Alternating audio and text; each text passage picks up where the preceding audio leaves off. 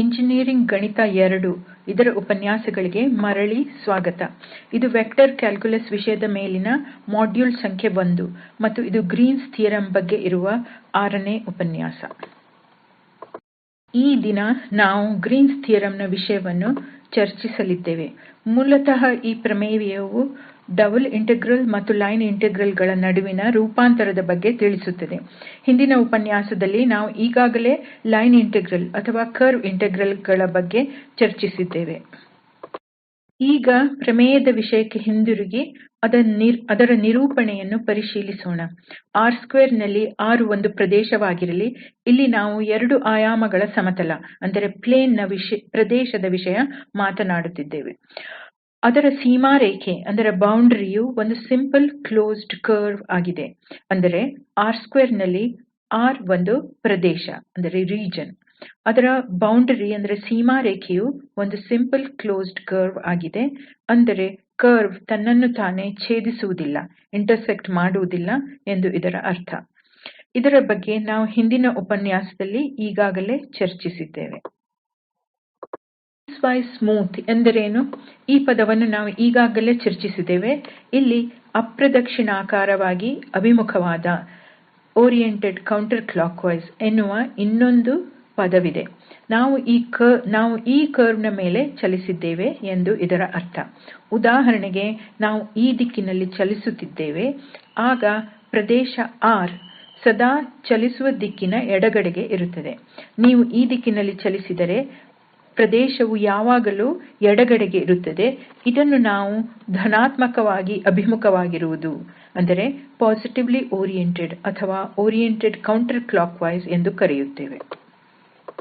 ಎರಡು ಕಾಂಪೊನೆಂಟ್ ಗಳ FF1xyij ಅನ್ನು ನಾವು ತೆಗೆದುಕೊಂಡರೆ ನಾವೀಗ 2 ಆಯಾಮಗಳಲ್ಲಿದ್ದೇವೆ. ಇಲ್ಲಿ F ಒಂದು ಸ್ಮೂತ್ ಕರ್ವ್ ಅಂದರೆ F1 ಮತ್ತು F2 2 ವೇರಿಯೇಬಲ್ ಗಳ ಈ 2 ಫಂಕ್ಷನ್ ಗಳು C1 ಫಂಕ್ಷನ್ ಗಳು. ಆದ್ದರಿಂದ ಈ ಫಂಕ್ಷನ್ ಗಳು ಪ್ರದೇಶ R ಮತ್ತು ಅದರ ನಿಮ್ಮ ಸೀಮಾರೇಖೆ ಅಂದರೆ ಬೌಂಡರಿಯ ಮೇಲೆ ಕಂಟಿನ್ಯೂಸ್ ಮತ್ತು ಡಿಫರೆನ್ಷಿಯಬಲ್ ಆಗಿರುತ್ತವೆ. CF.dr ಈ ಕರ್ವ್ ಇಂಟೆಗ್ರಲ್ ಅನ್ನು ನಾವು ಕಾಂಪೊನೆಂಟ್ ಗಳಾಗಿ CF1dxF2dy ಈ ರೀತಿಯೂ ಬರೆಯಬಹುದು. ನಮಗೆ ಸಿಗುವ ಒಂದು ಗಮನ ಸೆಳೆಯುವ ಫಲಿತಾಂಶವೆಂದರೆ ಕರ್ವ್ ಇಂಟೆಗ್ರಲ್ CF.dr ಈ ಡಬಲ್ ಇಂಟೆಗ್ರಲ್ ಗೆ ಸಮನಾಗಿರುತ್ತದೆ. ಈ ಡಬಲ್ ಇಂಟೆಗ್ರಲ್ ಅನ್ನು ಪ್ರದೇಶ ನ ಮೇಲೆ ತೆಗೆದಿದ್ದೇವೆ ಹಾಗೂ ನಮ್ಮಲ್ಲಿ ∬RF2∂x F1∂ydA ಈ 2 ಭಾಗಶಃ ವ್ಯುತ್ಪನ್ನ ಗಳಿವೆ. ಈ ಕರ್ವ್ ಇಂಟೆಗ್ರಲ್ ಅನ್ನು R ನ ಮೇಲಿನ ಈ ಏರಿಯಾ ಇಂಟೆಗ್ರಲ್ ಆಗಿ ಪರಿವರ್ತಿಸಲಾಗಿದೆ. ಈ ಇಂಟೆಗ್ರಲ್ ಅನ್ನು ಈ ರೀತಿಯಾಗಿಯೂ ಬರೆಯಬಹುದೆಂದು ಗಮನಿಸಿ. ಈ ಕಡೆ ನಮ್ಮಲ್ಲಿ ಕರ್ವ್ ಇಂಟೆಗ್ರಲ್ ಇದೆ. ಬಲಭಾಗದಲ್ಲಿ ನಾವು ಇದನ್ನು ಕಾಂಪೊನೆಂಟ್ ಗಳಾಗಿ F2∂x F1∂y ಈ ರೀತಿ ಬರೆದಿದ್ದೇವೆ. ಈ ಇಂಟೆಗ್ರಲ್ ನಲ್ಲಿ dx dy ಯನ್ನು dA ಯಿಂದ ಬದಲಾಯಿಸಬಹುದು. ಇದು R ನ ಮೇಲಿನ ಡಬಲ್ ಇಂಟೆಗ್ರಲ್. ಈ ಇಂಟೆಗ್ರಲ್ ಅನ್ನು curlFk ಈ ರೂಪದಲ್ಲೂ ಬರೆಯಬಹುದು. ಏಕೆಂದರೆ ಕರ್ಲ್ F ನ ಮೌಲ್ಯವು i j k ಮತ್ತು ∂x ∂y ಹಾಗೂ F ನ ಕಾಂಪೊನೆಂಟ್ ಗಳಾದ F1 F2 F3 ಇವುಗಳ ಡಿಟರ್ಮಿನಂಟ್ ಗೆ ಸಮ. ಇದರಲ್ಲಿ ಮೂರನೇ ಕಾಂಪೊನೆಂಟ್ F3 ಯಾವಾಗಲೂ 0 ಇರುತ್ತದೆ. ನಾವು k ಯ ಜೊತೆ ಡಾಟ್ ಪ್ರಾಡಕ್ಟ್ ತೆಗೆಯುತ್ತಿರುವುದರಿಂದ ಕರ್ಲ್ F ನ k ಕಾಂಪೊನೆಂಟ್ ಕಂಡುಹಿಡಿದರೆ ಸಾಕು. i ಅಥವಾ j ಕಾಂಪೊನೆಂಟ್ ಗಳ ಅಗತ್ಯವಿಲ್ಲ. i ಮತ್ತು j ಕಾಂಪೊನೆಂಟ್ ಗಳು ಹೇಗಿದ್ದರೂ 0 ಆಗುತ್ತವೆ. k ಕಾಂಪೊನೆಂಟ್ ಇಲ್ಲಿ F2∂x F1∂y. ಹಾಗಾಗಿ k ಜೊತೆ ಡಾಟ್ ಪ್ರಾಡಕ್ಟ್ ತೆಗೆದಾಗ ನಮಗೆ F2∂x F1∂y ಈ ಮೌಲ್ಯ ಸಿಗುತ್ತದೆ. ಪ್ರಮೇಯ ಇದನ್ನೇ ಹೇಳುತ್ತದೆ. ನಾವು ಇದನ್ನು ಒಂದು ಕಾಂಪೊನೆಂಟ್ ರೂಪದಲ್ಲಿ ಬರೆಯಬಹುದು. ಇಲ್ಲವೇ ನಾವಿದನ್ನು curlFk ಈ ರೂಪದಲ್ಲಿ ಬರೆಯುತ್ತೇವೆ. ಏಕೆಂದರೆ ಮುಂದೆ ಹೆಚ್ಚಿನ ಆಯಾಮಗಳಿಗೆ ಇದನ್ನು ಸಾರ್ವತ್ರೀಕರಣಗೊಳಿಸಿದಾಗ ಈ ರೂಪವು ಬಳಕೆಯಾಗುತ್ತದೆ. ಆದ್ದರಿಂದ ಆಗ ನಾವು ಈ ರೂಪವನ್ನು ಇನ್ನೊಮ್ಮೆ ಚರ್ಚಿಸಲಿದ್ದೇವೆ. ಈ ಪ್ರಮೇಯದ ಸಾಧನೆಯು ಸರಳವಾಗಿದೆ. ನಾವು C ಯನ್ನು xy ಸಮತಲ ನ ಒಂದು ಸಿಂಪಲ್ ಸ್ಮೂತ್ ಕ್ಲೋಸ್ಡ್ ಕರ್ವ್ ಆಗಿ ತೆಗೆದುಕೊಳ್ಳೋಣ. C ಗೆ ಈ ಕೆಳಗಿನ ವಿಶೇಷ ಗುಣವಿದೆ ಅಂದುಕೊಳ್ಳೋಣ. x ಅಥವಾ y ಅಕ್ಷರೇಖೆಗೆ ಸಮಾನಾಂತರವಾಗಿರುವ ಯಾವುದೇ ಸರಳ ರೇಖೆಗಳು C ಯನ್ನು 2 ಬಿಂದುಗಳಿಗಿಂತ ಹೆಚ್ಚಿನ ಬಿಂದುಗಳಲ್ಲಿ ಛೇದಿಸುವುದಿಲ್ಲ. ಇದು ಕರ್ವ್ ನ ಮೇಲಿನ ನಿರ್ಬಂಧ.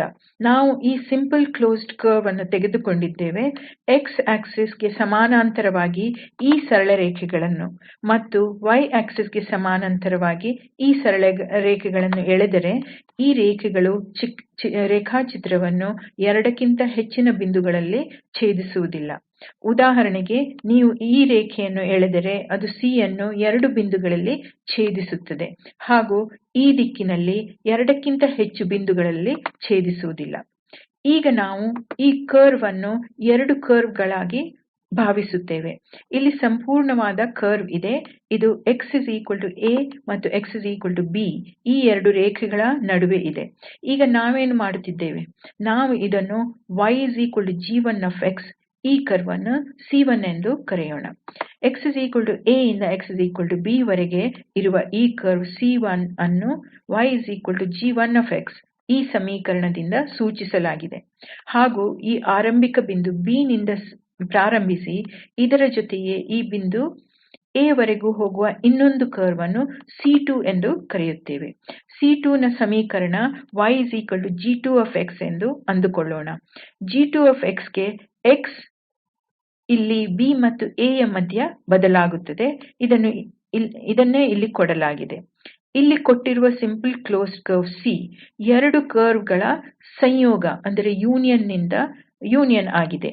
ಅಂದರೆ ಈ ಸಂಪೂರ್ಣ ಸಿಂಪಲ್ ಕ್ಲೋಸ್ಡ್ ಕರ್ವ್ ಅನ್ನು C1 ಮತ್ತು C2 ಎನ್ನುವ 2 ಭಾಗಗಳಾಗಿ ವಿಭಾಜಿಸಲಾಗಿತ್ತು. ಈಗ ನಾವು ಏನು ಮಾಡುತ್ತೇವೆ? ನಾವು F1∂y ಅನ್ನು ಇಂಟಿಗ್ರೇಟ್ ಮಾಡುತ್ತೇವೆ. ಏಕೆಂದರೆ ಈ ಪ್ರಮೇಯದ ಒಂದು ಭಾಗದಿಂದ ಈ ಕರ್ವ್ ಇಂಟೆಗ್ರಲ್ ಈ ಡಬಲ್ ಇಂಟೆಗ್ರಲ್ ಗೆ ಸಮ ಎಂದು ನಮಗೆ ಗೊತ್ತು. ಆದ್ದರಿಂದ ನಾವು F1∂y ಅನ್ನು y ಯ ಮೇಲೆ yg1 ನಿಂದ yg2 ವರೆಗೆ ಇಂಟಿಗ್ರೇಟ್ ಮಾಡುತ್ತೇವೆ.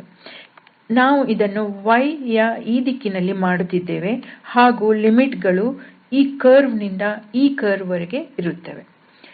ನಾವು F1∂y ಅನ್ನು y ಯ ಮೇಲೆ g1 ನಿಂದ g2 ವರೆಗೆ ಇಂಟಿಗ್ರೇಟ್ ಮಾಡುತ್ತೇವೆ.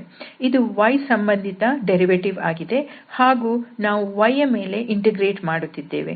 ಹಾಗಾಗಿ ಇದು ಕೇವಲ F1 ಮತ್ತು y ಅನ್ನು g2 ನಿಂದ ಮತ್ತು ಇಲ್ಲಿ y ಅನ್ನು g1 ನಿಂದ ಬದಲಿಸುತ್ತೇವೆ. ನಾವು F1∂y ಅನ್ನು y ಯ ಮೇಲೆ ಇಂಟಿಗ್ರೇಟ್ ಮಾಡಿದ ಪರಿಣಾಮ ಇದು. ನಾವು ಈಗ x ನ ಮೇಲೆ a ನಿಂದ b ವರೆಗೆ ಇಂಟಿಗ್ರೇಟ್ ಮಾಡೋಣ. ನಾವು ಈಗಾಗಲೇ y ಯ ದಿಕ್ಕಿನಲ್ಲಿ ಈ ಸೀಮಾರೇಖೆಯಿಂದ ಮೇಲಿನ ಸೀಮಾರೇಖೆಯವರೆಗೆ ಇಂಟಿಗ್ರೇಟ್ ಮಾಡಿದ್ದೇವೆ. ಈಗ x ನ ದಿಕ್ಕಿನಲ್ಲಿ ನಮಗೆ ಈಗ xa ಇಂದ b ವರೆಗೆ ಗರಿಷ್ಠ ವ್ಯಾಪ್ತಿ ಇದೆ. ಮೂಲತಃ ನಾವು ಸಂಪೂರ್ಣ ಕೊಟ್ಟ ಪ್ರದೇಶವಾದ R ನ ಮೇಲೆ ಇಂಟಿಗ್ರೇಟ್ ಮಾಡುತ್ತಿದ್ದೇವೆ. ಇದು ಒಂದು ಫಲಿತಾಂಶ. ಇಲ್ಲಿ ನಾವು ಇದನ್ನು ಈಗಾಗಲೇ a ಇಂದ b ವರೆಗೆ ಲೆಕ್ಕ ಹಾಕಿದ್ದೇವೆ. F1xg2 F1xg2 F1xg1 ಇದರ ಮೌಲ್ಯವಾಗಿತ್ತು. ಇದನ್ನು a ಇಂದ b ವರೆಗೆ ಇಂಟಿಗ್ರೇಟ್ ಮಾಡಲಾಗಿದೆ ಹಾಗೂ ಇಲ್ಲಿಯೂ ಇಂಟೆಗ್ರಲ್ xa ಇಂದ b ವರೆಗೆ ಇದೆ. ಇಲ್ಲಿ ನಾವು ಮಿತಿಗಳನ್ನು ಬದಲಿಸಿದ್ದೇವೆ. ಹಾಗಾಗಿ F1 ಋಣಾತ್ಮಕ ಚಿಹ್ನೆಯೊಂದಿಗೆ b ಇಂದ a ವರೆಗೆ, y ಕಾಂಪೊನೆಂಟ್ ಇಲ್ಲಿ g2 ಎಂಬುದನ್ನು ಗಮನಿಸಿ. ಈಗ ನಾವು ಈ ರೇಖಾಕೃತಿಯನ್ನು ನೋಡಿದರೆ ನಾವು g2 ನ ಮೇಲಿದ್ದೇವೆ.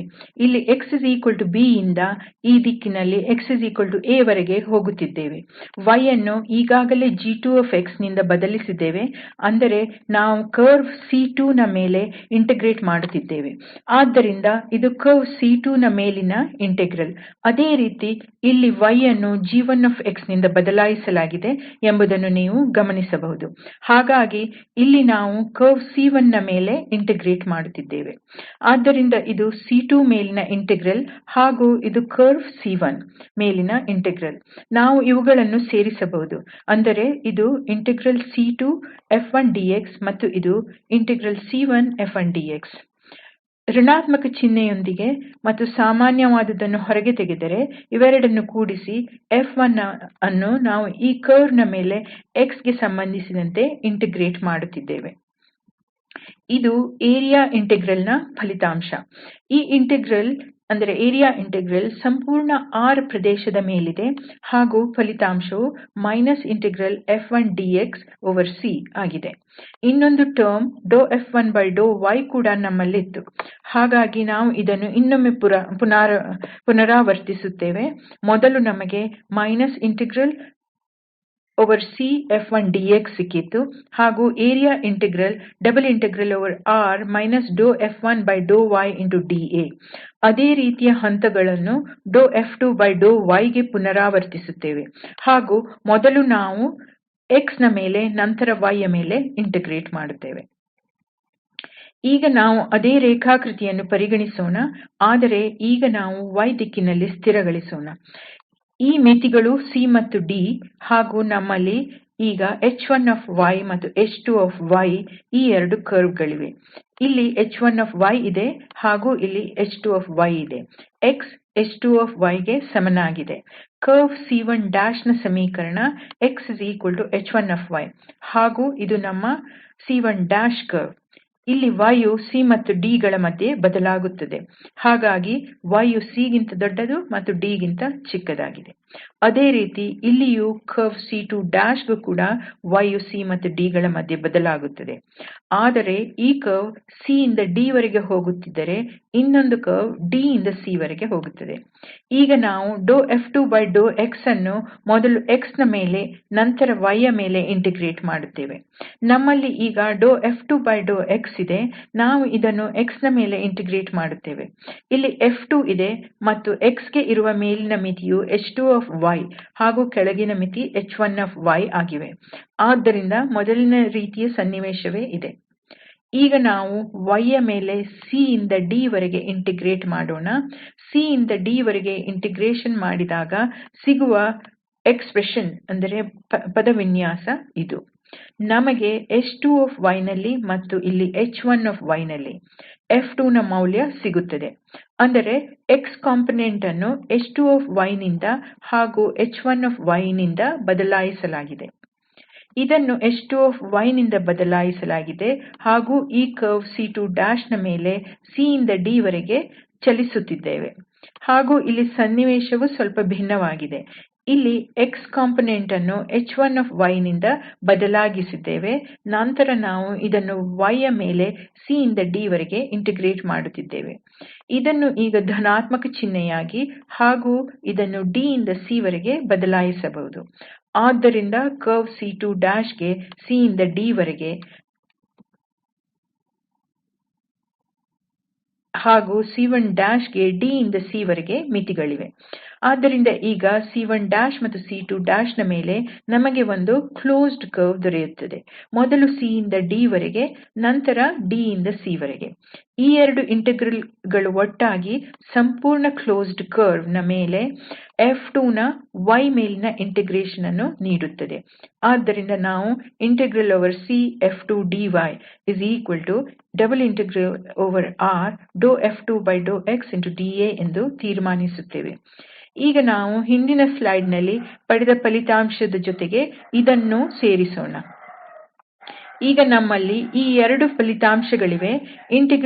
CF2dy ∬RF2∂xdA ಹಾಗೂ CF1dx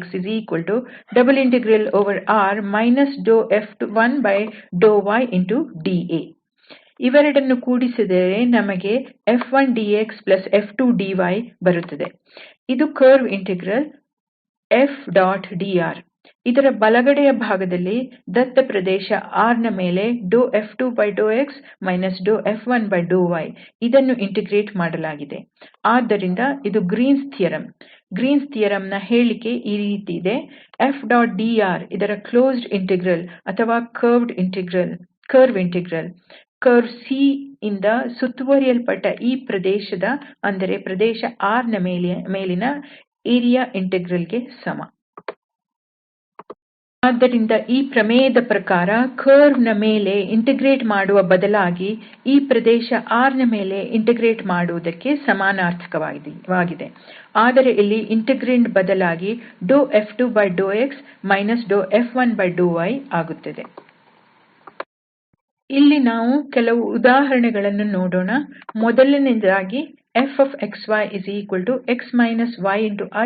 yixj ಈ ವೆಕ್ಟರ್ ಫೀಲ್ಡ್ ಗೆ ಗ್ರೀನ್ಸ್ ಥಿಯರಂ ಅನ್ನು ದೃಢಪಡಿಸಿ. ಇಲ್ಲಿ ಪ್ರದೇಶ rtcos sin tj ಈ ವೃತ್ತದಿಂದ ಸುತ್ತುವರಿಯಲ್ಪಟ್ಟಿದೆ. ಇಲ್ಲಿ t ಯು 0 ದಿಂದ 2π ವರೆಗೆ ಬದಲಾಗುತ್ತದೆ. ಹಾಗಾಗಿ ಇದು ಈ ಪ್ಯಾರಾಮೆಟ್ರಿಕ್ ಸಮೀಕರಣದಿಂದ ಕೊಡಲಾದ ಒಂದು ಸಂಪೂರ್ಣವಾದ ವೃತ್ತ. ನಾವು ಗ್ರೀನ್ಸ್ ಥಿಯರಂ ಅನ್ನು ಪರಿಶೀಲಿಸಬೇಕಾಗಿದೆ.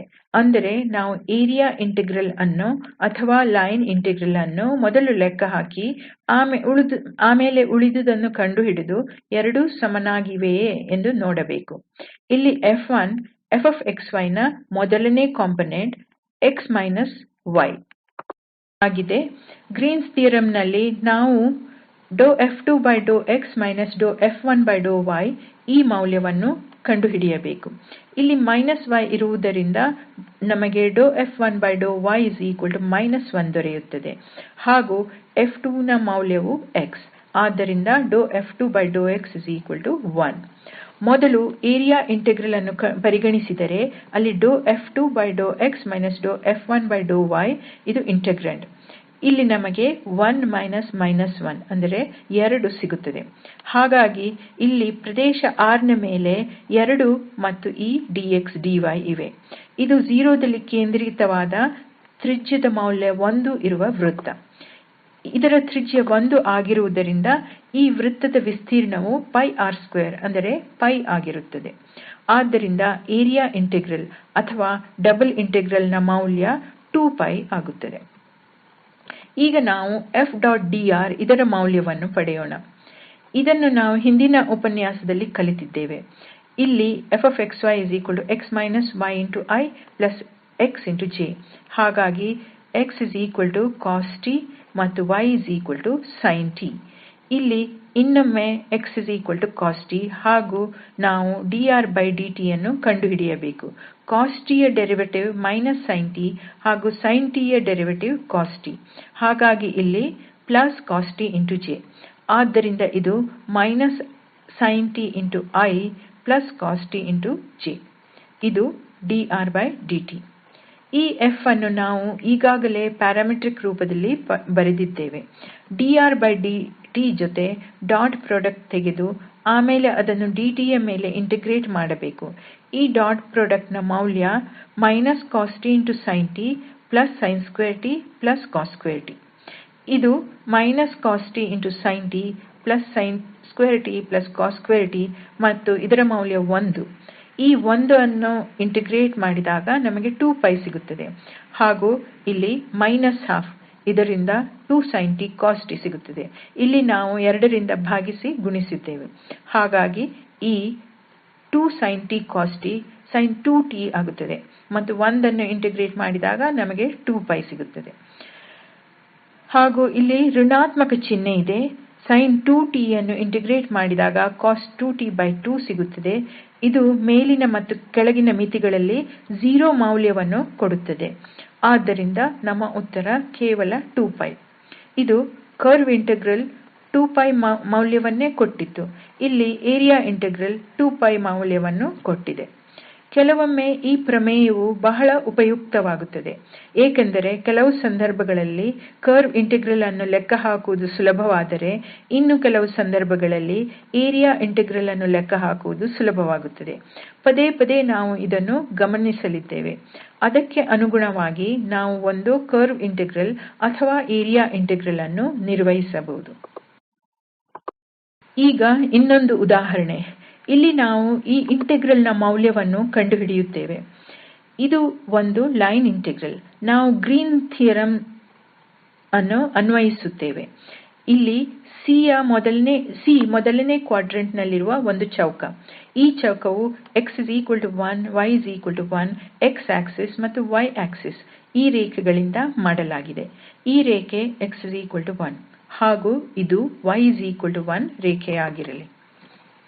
ನಾವು ಈ ಪ್ರದೇಶದಲ್ಲಿದ್ದೇವೆ ಹಾಗೂ ಈ ಕರ್ವ್ ಇದು ಈ ಚೌಕಾಕಾರದ ಗಡಿರೇಖೆ.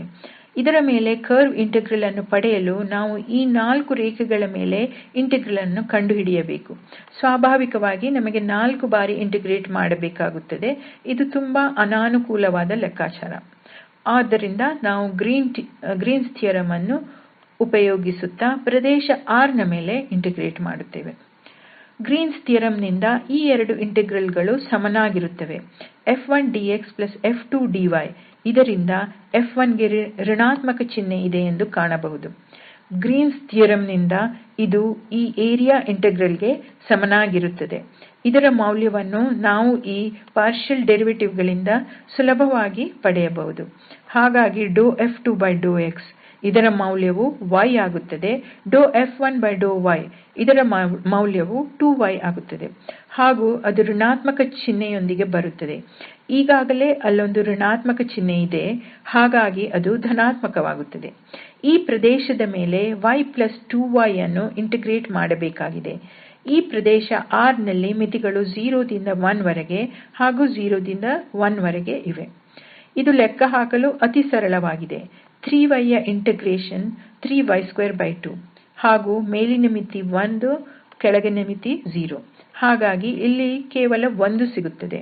ಆದ್ದರಿಂದ ಇದರ ಮೌಲ್ಯ 32. ಇದು ನಮ್ಮ ಉತ್ತರ. ಇದರ ಬದಲಾಗಿ ನೀವು ಈ 4 ಕರ್ವ್ ಗಳ ಮೇಲೆ ಕರ್ವ್ ಇಂಟೆಗ್ರಲ್ ಅನ್ನು ಕಂಡುಹಿಡಿದರೆ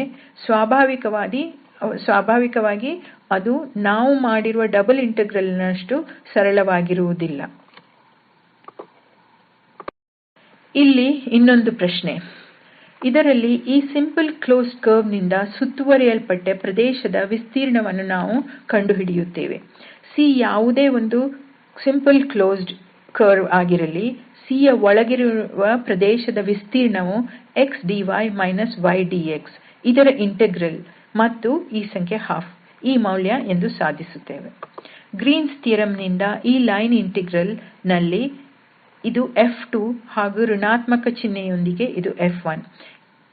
ಇಲ್ಲಿ ಈಗಾಗಲೇ 12 ಇದೆ. ನಾವು 12 ತೆಗೆದುಕೊಂಡಿದ್ದೇವೆ. ಗ್ರೀನ್ಸ್ ಥಿಯರಂ ನಿಂದ ಇದು integral F2∂x F1∂y dx dy ಇದು 12 ನಂತರ F2∂x ಅಂದರೆ 1 ಆಮೇಲೆ F1∂y ಇದರ ಮೌಲ್ಯ -1. ಆದರೆ ಈಗಾಗಲೇ ಅಲ್ಲೊಂದು ಋಣಾತ್ಮಕ ಚಿಹ್ನೆ ಇದೆ ಹಾಗಾಗಿ -1 ಇದು ಧನಾತ್ಮಕವಾಗುತ್ತದೆ. ಇದು ಪ್ರದೇಶ R ನ ಮೇಲೆ dx dy ಅಷ್ಟೇ. ಇದರ ಮೌಲ್ಯ R ನ ವಿಸ್ತೀರ್ಣವನ್ನು ಅಂದರೆ C ಯಿಂದ ಸುತ್ತುವರಿಯಲ್ಪಟ್ಟ ಪ್ರದೇಶದ ವಿಸ್ತೀರ್ಣವನ್ನು ಕೊಡುತ್ತದೆ. ನಾವು ಸಾಧಿಸಬೇಕಾಗಿದ್ದು ಇದನ್ನೇ.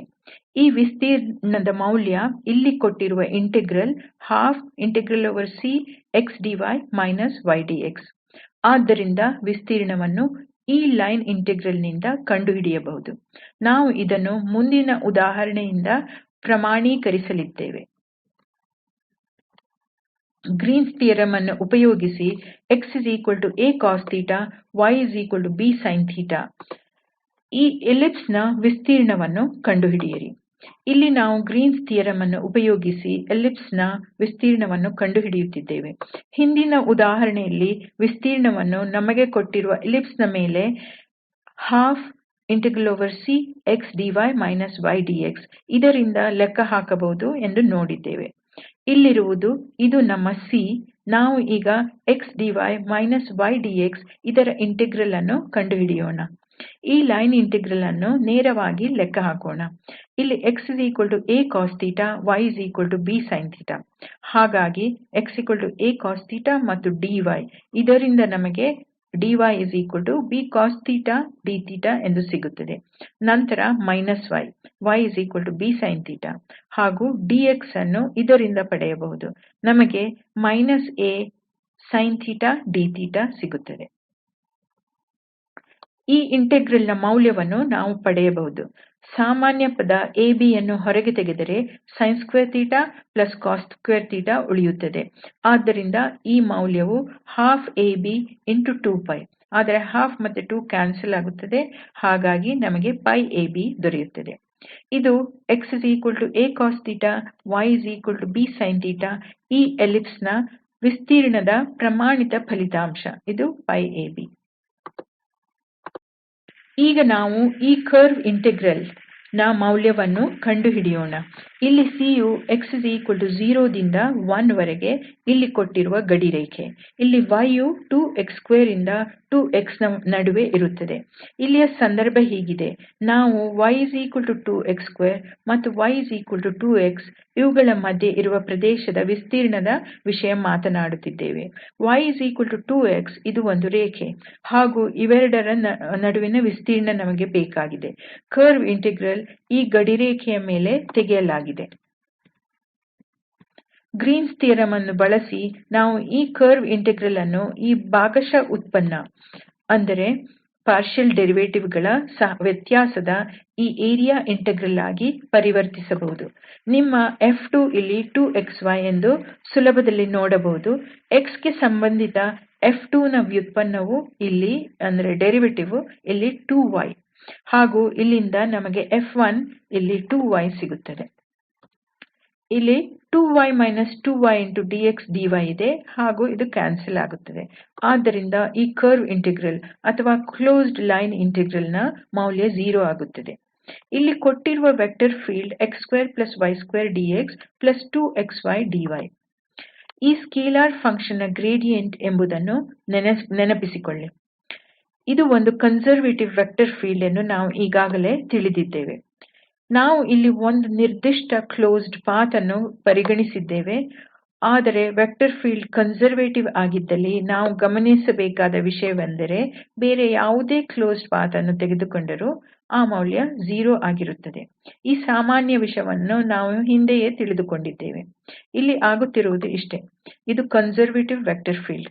ನಾವು ಈ ಕ್ಲೋಸ್ ಕರ್ವ್ ನ ಮೇಲೆ ಇಂಟಿಗ್ರೇಟ್ ಮಾಡುತ್ತಿದ್ದೇವೆ. ಸ್ವಾಭಾವಿಕವಾಗಿ ಇದು 0 ಆಗುತ್ತದೆ. ಈ ಉಪನ್ಯಾಸವನ್ನು ಮುಕ್ತಾಯಗೊಳಿಸುವ ಮೊದಲು ಒಂದು ಸಣ್ಣ ಟಿಪ್ಪಣಿ. yx2y2i xx2y2j ಇದರಿಂದ ಕೊಡಲಾಗಿರುವ ವೆಕ್ಟರ್ ಫೀಲ್ಡ್ ಅನ್ನು ಪರಿಗಣಿಸಿ. x2y2≤1 ಇದರಿಂದ ಪ್ರತಿನಿಧಿಸಲ್ಪಟ್ಟ ವೃತ್ತದ ಒಳಗಿನ ಪ್ರದೇಶದ ವಿಸ್ತೀರ್ಣವನ್ನು ತೆಗೆದುಕೊಳ್ಳಿ. ಈ ವೃತ್ತವನ್ನು ನಾವು xcos ysin ಈ ಸಮೀಕರಣಗಳಿಂದ ಪ್ಯಾರಾಮೆಟ್ರೈಸ್ ಮಾಡಬಹುದು. ಈ ಕರ್ವ್ ಅನ್ನು ಒಂದು ವೇರಿಯೇಬಲ್ ನ ವೆಕ್ಟರ್ ಫಂಕ್ಷನ್ ಆಗಿ cos isin j ಈ ಸಮೀಕರಣದಿಂದ ಪ್ರತಿನಿಧಿಸಬಹುದು. ಆಗ ನಾವು drdθ ವನ್ನು ಕಂಡುಹಿಡಿಯಬಹುದು. ಏಕೆಂದರೆ ಕರ್ವ್ ಇಂಟೆಗ್ರಲ್ ನಲ್ಲಿ ನಮಗೆ ಇದನ್ನು ಕಂಡುಹಿಡಿಯುವ ಅಗತ್ಯವಿದೆ ಹಾಗೂ ನಮಗೆ ಇದರ ಮೌಲ್ಯ sin i cos j ಎಂಬುದಾಗಿ ಕಂಡುಬರುತ್ತದೆ. ನಾವು F⋅dr ಅನ್ನು ಲೆಕ್ಕ ಹಾಕಲು xcos ysin ಎಂಬುದಾಗಿ ಪ್ರತಿಜೋಡಿಸುತ್ತೇವೆ.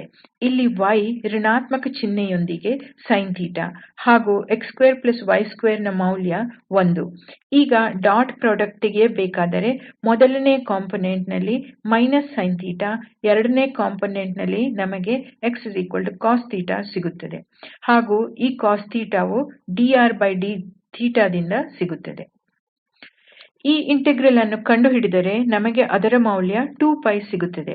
ಅದರ ಬದಲಾಗಿ ನಾವು ಗ್ರೀನ್ಸ್ ಥಿಯರಂ ಅನ್ನು ಉಪಯೋಗಿಸಿ ಈ ಏರಿಯಾ ಇಂಟೆಗ್ರಲ್ ಅನ್ನು ಕಂಡುಹಿಡಿದರೆ F2 ನ ಭಾಗಶಃ ವ್ಯುತ್ಪನ್ನ ಹಾಗೂ F1 ನ ಭಾಗಶಃ ವ್ಯುತ್ಪನ್ನ ಇವುಗಳನ್ನು ಕೊಟ್ಟಿರುವ ಪ್ರಶ್ನೆಯಿಂದ ಪಡೆಯಬಹುದು.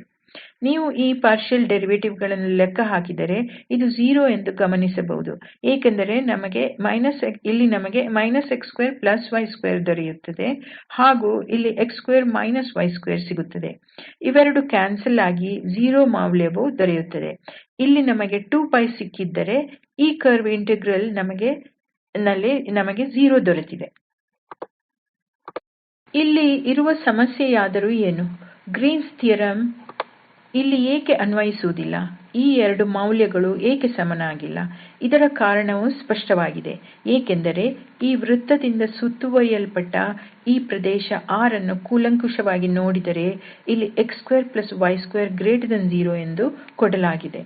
ಆದ್ದರಿಂದ ಇಲ್ಲಿ 0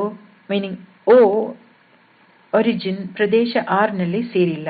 ಇದು ಕೊಟ್ಟಿರುವ ಪ್ರದೇಶ. ಆದರೆ ಅಂದರೆ 0 ವನ್ನು ಹೊರತುಪಡಿಸಿ. xcos ysin ಈ ಸಮೀಕರಣದಿಂದ ಈ ಸಿಂಪಲ್ ಕ್ಲೋಸ್ಡ್ ಕರ್ವ್ ಅನ್ನು ಕೊಡಲಾಗಿದೆ. ಆದರೆ ಈ ಸಿಂಪಲ್ ಕ್ಲೋಸ್ಡ್ ಕರ್ವ್ ನಿಂದ ಸುತ್ತುವರಿಯಲ್ಪಟ್ಟ ಇಡೀ ಪ್ರದೇಶವನ್ನು ನಾವು ತೆಗೆದುಕೊಂಡಿಲ್ಲ.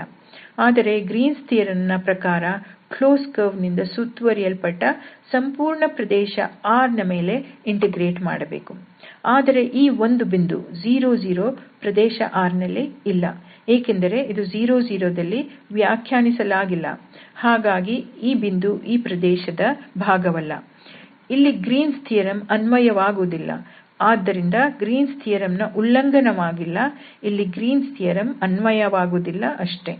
ಏಕೆಂದರೆ 0 ಈ ಪ್ರದೇಶದ ಭಾಗವಲ್ಲ. ಈ ಉಪನ್ಯಾಸವನ್ನು ಸಿದ್ಧಗೊಳಿಸಲು ಈ ಎಲ್ಲಾ ಉಲ್ಲೇಖಗಳನ್ನು ಉಪಯೋಗಿಸಲಾಗಿದೆ. ಈ ಉಪನ್ಯಾಸದಲ್ಲಿ ನಾವು ಗ್ರೀನ್ಸ್ ಥಿಯರಂ ಅನ್ನು ಅಧ್ಯಯನ ಮಾಡಿದೆವು. ಈ ಪ್ರಮೇಯದ ಪ್ರಕಾರ ಕರ್ವ್ ಇಂಟೆಗ್ರಲ್ ಅನ್ನು ಏರಿಯಾ ಇಂಟೆಗ್ರಲ್ ಆಗಿ ಬರೆಯಬಹುದು. ಇಲ್ಲಿ ಅತಿ ಮುಖ್ಯವಾದ ವಿಷಯವೆಂದರೆ ನಿಮ್ಮಲ್ಲಿ ಒಂದು ಕರ್ವ್ ಇದೆ. ಒಂದೂ ಬಿಂದುವನ್ನು ಬಿಡದೆ ಅದರಿಂದ ಸುತ್ತುವರಿಯಲ್ಪಟ್ಟ ಸಂಪೂರ್ಣ ಪ್ರದೇಶವನ್ನು ಅಂದರೆ R ಅನ್ನು ತೆಗೆದುಕೊಂಡರೆ ಆಗ ಈ ಪ್ರಮೇಯ ಅನ್ವಯಿಸುತ್ತದೆ. ಕರ್ವ್ ಇಂಟೆಗ್ರಲ್ ಅನ್ನು ಏರಿಯಾ ಇಂಟೆಗ್ರಲ್ ನಿಂದ ಈ ಡಬಲ್ ಇಂಟೆಗ್ರಲ್ ನ ಸಹಾಯದಿಂದ ಪಡೆಯಬಹುದು. ಅಥವಾ ಏರಿಯಾ ಇಂಟೆಗ್ರಲ್ ಅನ್ನು ಈ ಕರ್ವ್ ಇಂಟೆಗ್ರಲ್ ನಿಂದ ಕಂಡುಹಿಡಿಯಬಹುದು. ಒಂದು ವೇಳೆ ಕರ್ವ್ ಇಂಟೆಗ್ರಲ್ ಸರಳವಾಗಿದ್ದರೆ ಆಗ ಏರಿಯಾ ಇಂಟೆಗ್ರಲ್ ಅನ್ನು ಕರ್ವ್ ಇಂಟೆಗ್ರಲ್ ನಿಂದ ಪಡೆಯಬಹುದು. ಮುಂದಿನ ಉಪನ್ಯಾಸಗಳಲ್ಲಿ ಬಳಸುವ ಒಂದು ಮುಖ್ಯವಾದ ವಿಷಯವೆಂದರೆ ಈ ಕರ್ವ್ ಇಂಟೆಗ್ರಲ್ ಅನ್ನು ಕರ್ಲ್ F⋅k ಈ ರೂಪದಲ್ಲಿಯೂ ಬರೆಯಬಹುದು. ಇಲ್ಲಿ k ಯು xy ಸಮತಲಕ್ಕೆ ಲಂಬವಾಗಿತ್ತು. xy ಸಮತಲ ಅಂದರೆ ಪ್ಲೇನ್ ಇದು ನಾವೀಗ ಬಳಸುತ್ತಿರುವ 2 ಆಯಾಮಗಳ ಪ್ಲೇನ್. k ಯ ದಿಕ್ಕು ಈ xy ಪ್ಲೇನ್ ಗೆ ಪರ್ಪೆಂಡಿಕ್ಯುಲರ್ ಆಗಿದೆ. ಹಾಗಾಗಿ ನಾವು ಡಾಟ್ ಪ್ರಾಡಕ್ಟ್ ತೆಗೆದುಕೊಂಡಾಗ ನಮಗೆ ಈ ಏರಿಯಾ ಇಂಟೆಗ್ರಲ್ ನ ಇಂಟೆಗ್ರಾಂಡ್ ದೊರೆಯುತ್ತದೆ. ಇಂದಿನ ಉಪನ್ಯಾಸ ಇಷ್ಟಕ್ಕೆ ಮುಕ್ತಾಯವಾಗುತ್ತದೆ. ಗಮನವಿಟ್ಟು ಕೇಳಿದ್ದಕ್ಕಾಗಿ ಧನ್ಯವಾದಗಳು.